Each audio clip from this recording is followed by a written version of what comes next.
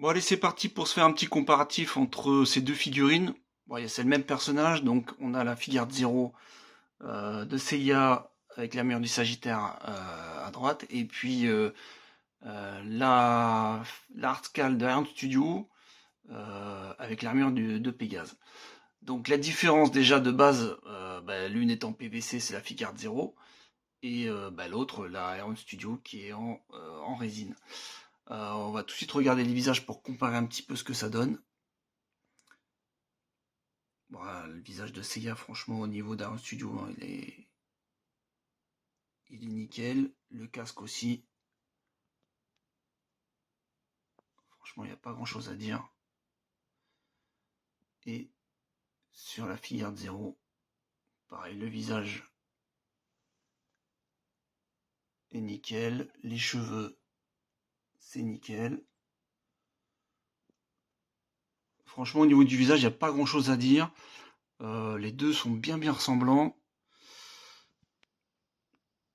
Ah, ça aurait peut-être mérité, peut-être que les yeux là un petit peu plus, un tout petit peu plus écartés. Il me semble que entre les deux, ouais, c'est un petit peu différent.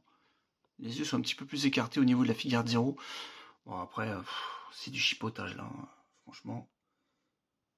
Voilà, pareil, le casque au niveau de la, il est nickel, il n'y a rien à dire.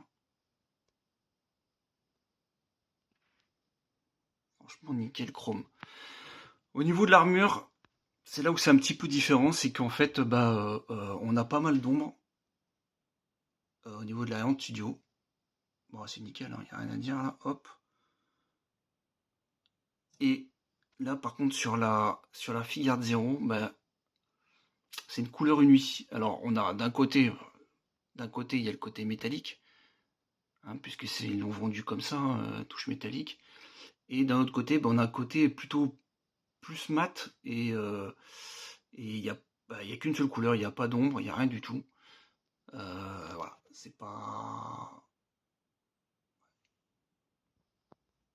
bien.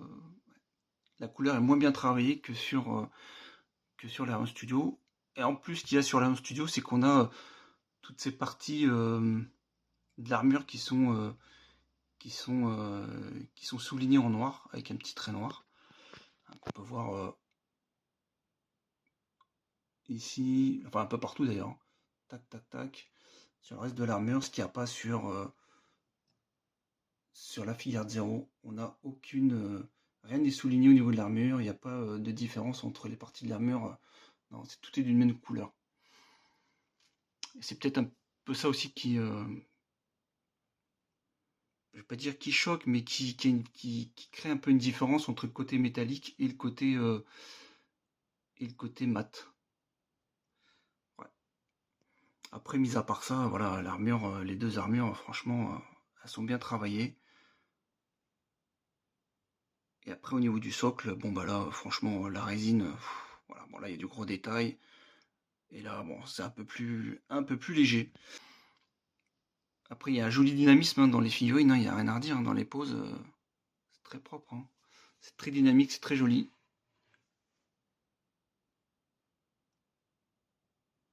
Franchement, les deux figurines sont nickel.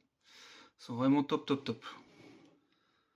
Que ce soit de face ou de dos, hein, toutes les deux sont très bien travaillées.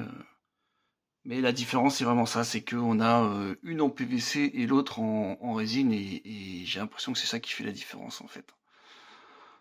Donc voilà, un petit comparatif. Allez, à plus. Ciao, ciao.